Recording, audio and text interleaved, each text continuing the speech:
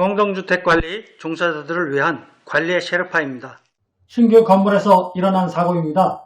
1층 현관 유리창이 투명한 편이었어요. 한 사람이 이걸 뚫려 있는 줄 착각하고 통과하다가 유리창을 깨고 큰 상처를 입는 사고가 발생했어요. 실제 상황을 동영상으로 잠깐 보시겠습니다.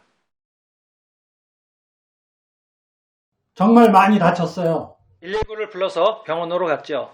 대개 유리가 투명하면 가슴 높이로 유리창 띠를 둘러서 유리가 있음을 표시해요. 이 사고는 입주가 시작되고 한 달도 안 되어서 발생했어요. 저는 관리소장으로 여기에 와서 이런 사고가 날 수 있겠다는 우려를 하긴 했어요. 그런데 정말 사고가 발생해 버린 것이죠. 미리 시행사에게 이 문제를 제기했어야 했는데 못한 것은 저의 불찰이에요. 건설사 담당자는 이 사고에 대해서 이렇게 말했어요. 우리 잘못은 없어요. 설계대로 싱은 것 뿐이에요. 유리 파손에 대한 복구는 유리창을 깬 사람이 해야죠. 사고 피해자는 이사업체 직원이었어요. 이삿짐을 올려놓고 나올 때 얼떨결에 투명 유리를 통과한 것이에요. 유리가 온통 투명한 것은 아니었고 약간 푸른빛이 들어가 있었어요.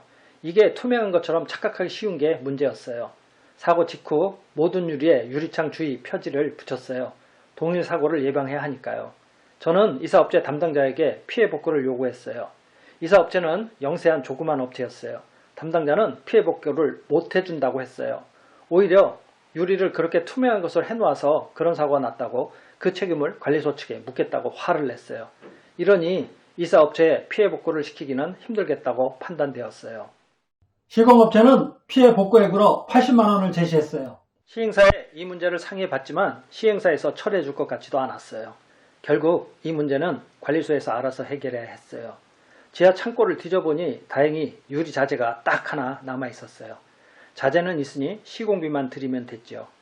인근 업체를 알아봐서 40만 원에 처리했어요. 이 비용은 잡지출 계정으로 처리했죠. 깨진 유리창 복구 후 띠를 제작하여 부착했어요. 띠 제작비는 50만 원 정도 들었고 부착 작업은 우리 직원이 직접 했습니다. 이 사고 사례를 통해서 알게 된 교훈은요.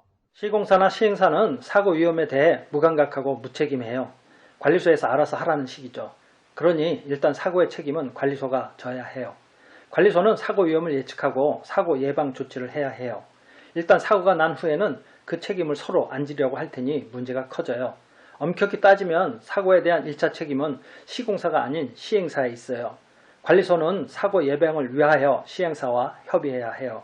위험한 사고가 예견되는 것에 대해서는 미리 문제를 제기하여 설계 변경이나 추가 공사를 통해 사고를 예방해야 합니다.